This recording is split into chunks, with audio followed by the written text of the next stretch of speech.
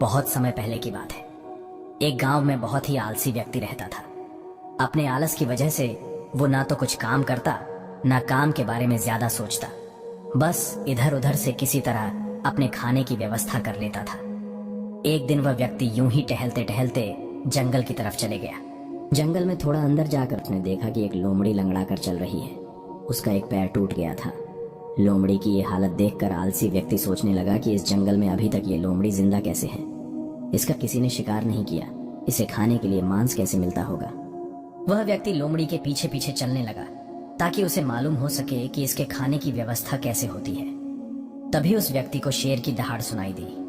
वह डर गया और तुरंत ही एक ऊंचे पेड़ पर चढ़कर छिप गया। थोड़े ही देर में जंगल की तरफ से तेजी से दौड़ता हुआ एक शेर आया। शेर के मुंह में मांस का बड़ा सा टुकड़ा था।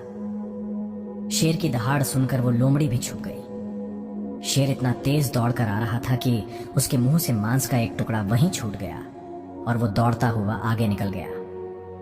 कुछ देर बाद उस लोमड़ी ने वो मांस का टुकड़ा खा लिया और फिर से छुप गई। पेड़ में चढ़ा हुआ आलसी व्यक्ति ये सब देख रहा था। वह सोचने लगा कि भगवान कितना दयालु है।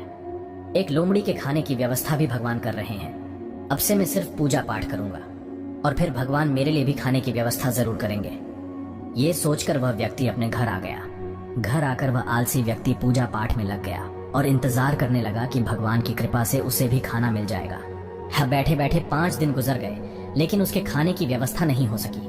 भूखे रहने की वजह से वह कमजोर हो गया था और मरने की हालत में पहुंच गया। खाने की तलाश में अब वो इधर उधर भटकने लगा और तभी उसने एक संत को देखा। आलसी व्यक्ति तुरंत ही संत के पास पहुंचा। उसने संत को पूरी बात बताई और पूछने लगा कि भगवान ने अब तक उसके खाने का इंतजाम क्यों नहीं किया।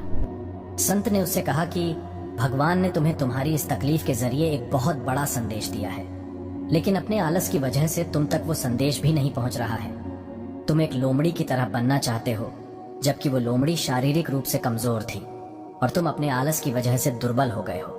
भगवान तुम्हें शेर की तरह बनाना चाहता है। तुम भगवान के भरोसे रहना चाहते हो और भगवान तुम्हें दूसरों की मदद करने वाला इंसान बनाना चाहता है। आलसी व्यक्ति को संत की बात समझ आ गई और उसके बाद उसने आलस्य छोड़ने और कर्म करने का फैसला किया। सीख जो हमें इस शार्ट मोटिवेशनल स्टोरी से मिलती है, हमें अपने आलस्य को छोड़कर कर्म को महत्व देना चाहिए। अपने आलस्य की वजह से ही हम जरूरी कामों को करना भी छोड़ देते हैं और सोचते हैं कि कोई दूसरा आएगा और उन कार्यों को पूरा कर देगा। हमें दूसरों पर निर्भर रहने वाला नहीं, बल्कि दूसरों की मदद करने वाला इंसान बनने की कोशिश करनी चाहिए। भगवान भी ऐसे लोगों की मदद करता है जो दूसरे की मदद के लिए हमेशा तैयार रहते हैं। जीवन में आलस्य इंसान को हमेशा पीछे रखता है।